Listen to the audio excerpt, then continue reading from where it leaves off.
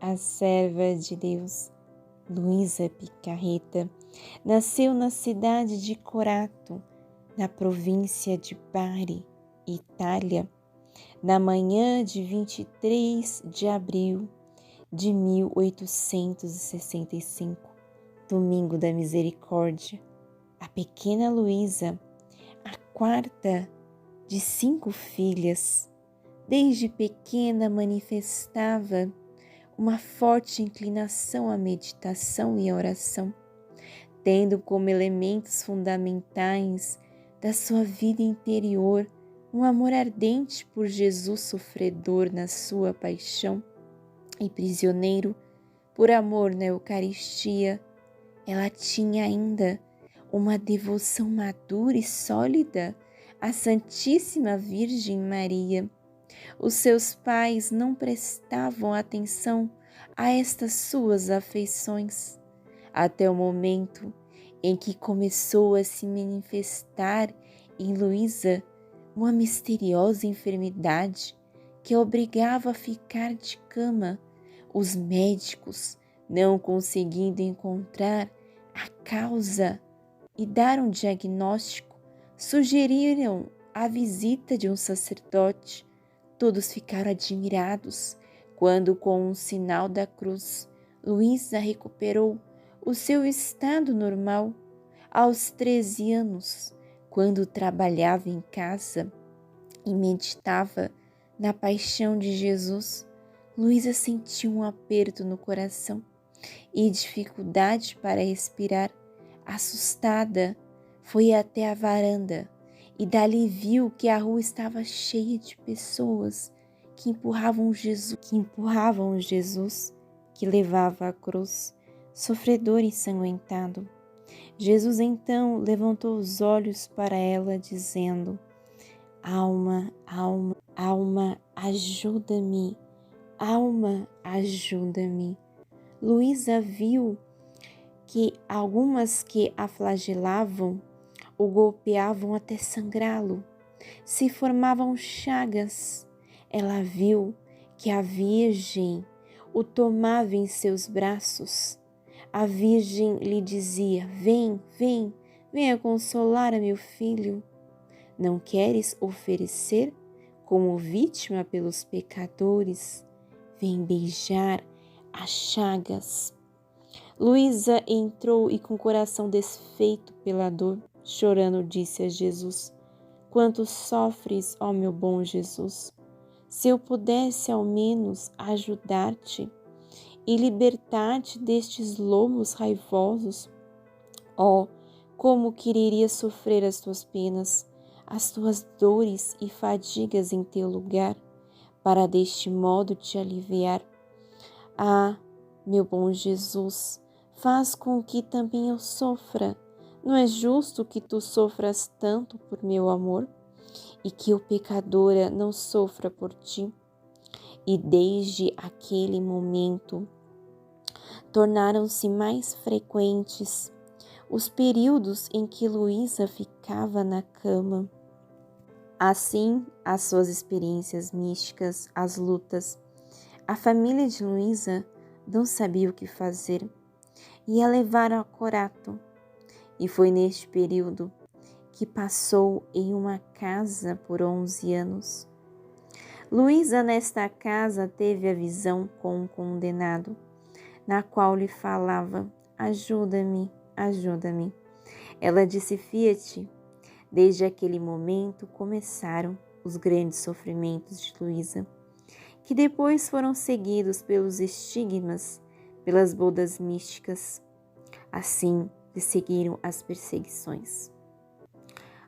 Santo Aníbal Maria de França foi como censor dos escritos e também como confessor extraordinário. Jesus convidou a Luísa a ser a alma vítima. Ela permaneceu no seu leito de sofrimento, sempre sentada, mas sem escaras, por 62 anos até a sua morte. Viveu 82 anos. E assim se constituiu a vida de Luísa de sofrimentos, aos quais, a partir já desde os seus 2 anos, começou a passar por sofrimentos, que foi indo gradativamente até levar à imobilidade. Com 9 anos, Luísa recebeu a sua primeira comunhão e no mesmo dia recebeu o sacramento da crisma. Com 13 anos, Luísa ouviu a voz de Jesus interiormente e teve a primeira visão de Jesus. Luísa sentia dores indescritíveis, tanto espirituais quanto morais. Sua família descobriu seus sofrimentos e pensou que eram fruto de sua própria vontade. Isso serviu para divulgar ainda mais sua situação, trazendo sobre ela a incompreensão e hostilidade de muitos. Além de tudo isso, um terrível teste com duração de 3 anos, dos 13 aos 16 foi adicionado. Uma batalha feroz contra os demônios. Ela resistiu valentemente aos seus ataques, tentações, insultos e tormentos, até que os derrotou completamente. No assalto final que sofreu nesta batalha, Luísa perdeu a consciência e teve uma segunda visão de Jesus, sofrendo gravemente pelas ofensas dos pecadores. Foi quando ela se submeteu ao estado de vítima que Jesus e Nossa Senhora das Dores a convidaram a aceitar.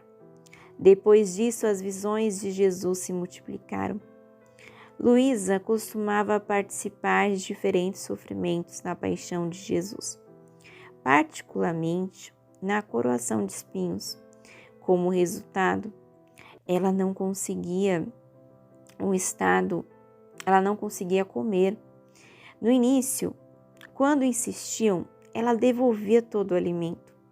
Viveu assim, em um estado total de abstinência de comida, até sua morte. Nutria-se apenas da Santa Eucaristia. Sua comida era a vontade do Pai. Outro grande sinal extraordinário, por causa de seu crescente sofrimento pela paixão de Jesus, Luísa perdia frequentemente seus sentidos. Seu corpo tornava-se rígido, às vezes por muitos dias, até que um padre, geralmente seu confessor, ia tirá-la daquele estado de morte. Ele fazia isso abençoando as costas da mão ou a testa de Luísa, rezando: Deus Santo, Deus Forte, Deus Imortal, tem misericórdia de nós e do mundo inteiro. Por obediência, sua alma retornava ao seu corpo, e quando ela se recuperava o suficiente, seu confessor celebrava a missa em seu quarto. Luísa percebeu que dependia totalmente dos sacerdotes. E esse era um dos seus maiores sofrimentos. Exigir que um sacerdote fosse até ela todas as manhãs para chamar sua alma de volta ao corpo. Mas não havia outro caminho para que ela retornasse, senão através de um sacerdote. Em sua humildade, Luísa sofria ao ver que, de certa forma, um sacerdote tinha que estar sujeito a ela. Embora muitos de seus confessores, durante todo este tempo, tenham visto o trabalho extraordinário que Deus estava realizando nesta alma tão bela e humilde, Luísa assim se oferece como alma vítima, o que passa a ter este estado habitual, na qual seu corpo ficava rígido, quando Jesus chegava a dar as suas lições. A família chama os médicos e não encontram nenhuma enfermidade, e assim ao princípio A família de Luísa achava que ela era doente. Depois se convenceram que não era isso e aceitaram o seu estado de vítima, que era coisa vinda de Deus. Padre Santo Aníbal Maria de França, censor oficial dos escritos de Luísa, fundador de algumas ordens religiosas. Santo Aníbal levou Luísa à sua casa, não a casa particular, mas a casa onde estava uma das fundações dele, que era uma das irmãs religiosas do Divino Céu. Fizeram uma pequena cama no fundo de uma capela. Colocaram uma janela que dava ao tabernáculo, onde Luísa pudesse estar sempre vendo o tabernáculo. Santo Aníbal Maria de França avaliou os 19 primeiros volumes dos escritos da serva de Deus, Luísa Picarreta, e conseguiu o imprimatur dos primeiros 19 volumes dos escritos da serva de Deus, Luísa Picarreta. O apreço que ele tinha por Luísa era grande. Ele dava-se conta da grande obra da divina vontade, como ele mesmo dizia, que Deus estava a fazer em Luísa para o bem da humanidade. Tenho presente que todas as minhas aflições são o amor de Jesus, que está a operar em mim. Os seus conselhos e sugestões consolam-me, porém sou uma criança nessa grande ciência da divina vontade. Agradeço-lhe muitíssimo o dom, o ânimo que me infunde. Uma vez, em certa ocasião, confiou-me que Jesus lhe ofereceu o dom de fazer milagres e que o recusou. Ora bem, peça a nosso Senhor com fé e amor que ao menos possa fazer o milagre de me devolver a saúde. Peço-lhe isto pelos volumes que quero publicar. Oh, como será aniquilado o inferno! Enfim, a obra do padre Aníbal Maria de França terminou com a sua morte, não sem nos deixar outro sinal profético que tomamos dos escritos de Luísa. Quis ele dar-lhe cumprimento, mas os planos do Senhor foram outros. Luísa, assim, sempre foi acompanhada por sacerdotes. Entre 1893 e 1894, começa a necessidade deles devido ao seu estado de petrificação. Entre um dos fatos ocorridos na vida de Luísa, que aos 20 anos, devido a uma epidemia de cólera, ela se oferece como alma vítima.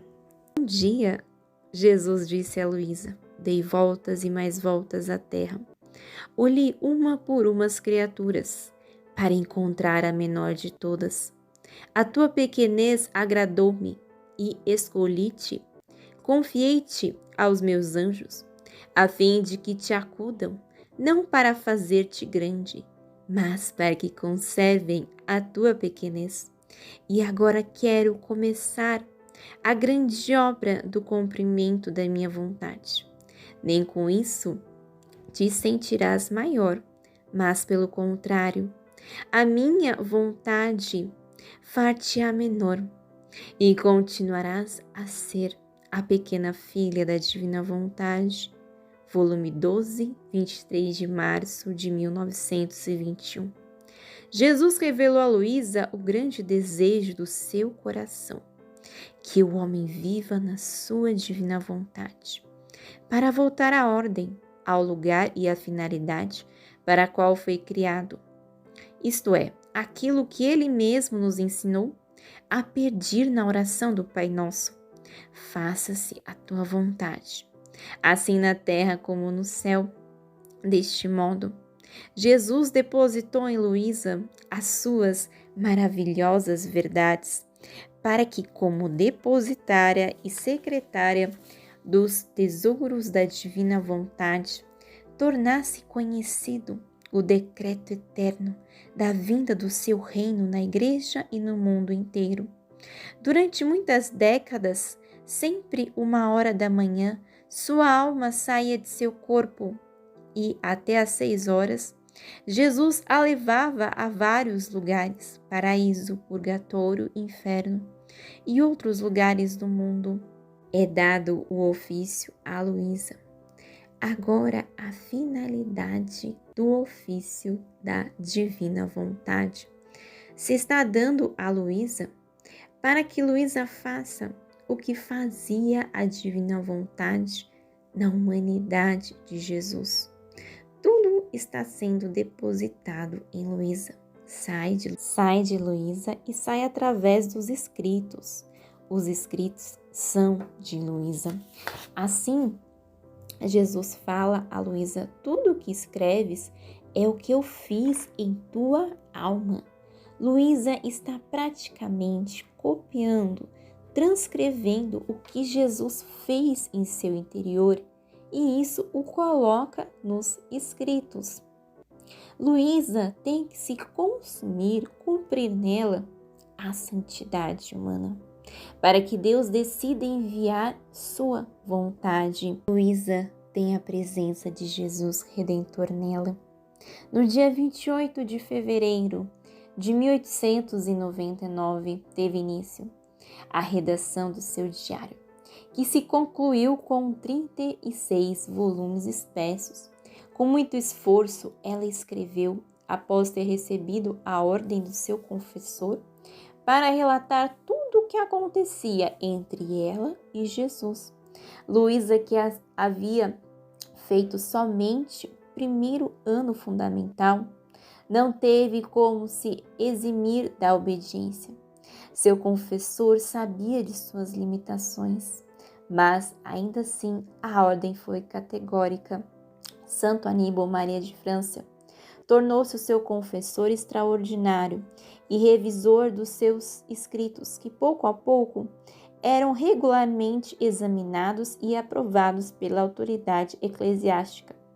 Ele publicou vários escritos de Luísa, entre eles o livro As 24 Horas da Paixão de Nosso Senhor Jesus Cristo.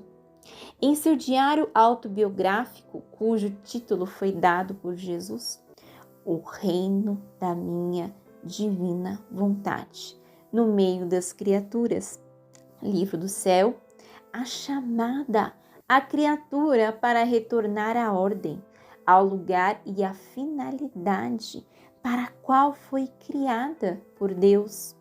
O primeiro volume narra a vida de Luísa, até o momento no qual ela recebeu o comando para escrever.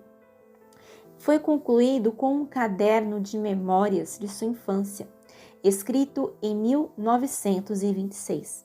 Ela recebeu a ordem para parar de escrever em 28 de dezembro de 1938, ao término do seu 36º volume. Além dos 36 volumes, ela escreveu muitas orações, novenas, etc. A pedido de Santo Aníbal, em 1913 ou 14, ela escreveu As 24 Horas da Paixão de Nosso Senhor Jesus Cristo. Mais tarde, acrescentou a esse trabalho algumas considerações e práticas piedosas. Luísa também escreveu 31 meditações para o mês de maio, intituladas A Virgem Maria no Reino da Divina Vontade, completada em 6 de maio de 1930. Essas meditações foram ditadas pela Santíssima Virgem, que ia todos os dias para dá-la a Luísa. Elas contam como Nossa Senhora viveu na divina vontade e como ela, por sua vez, nos ensina a fazer o mesmo. Após Luísa ter parado de escrever, oficialmente viveu mais 8 anos, durante os quais acrescentou ao seu epistolário conselhos gentis sobre assuntos espirituais, especialmente no que diz respeito a viver na divina vontade.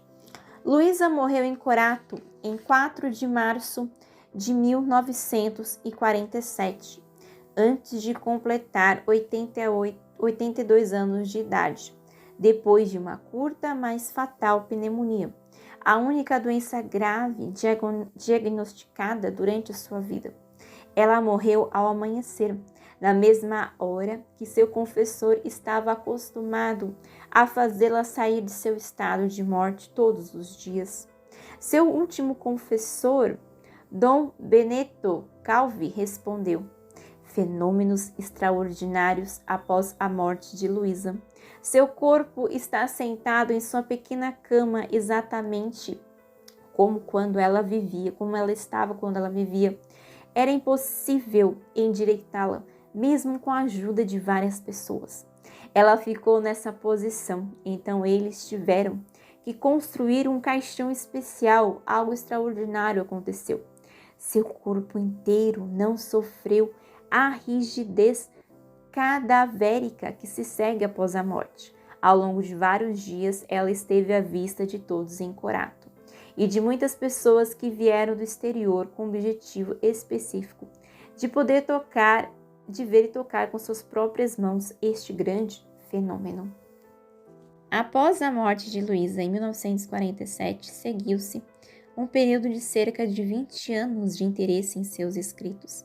Embora sua memória tenha sido mantida viva por vários testemunhos de pessoas que relataram com fervor e convicção como foram tocadas e comovidas e como suas vidas foram mudadas.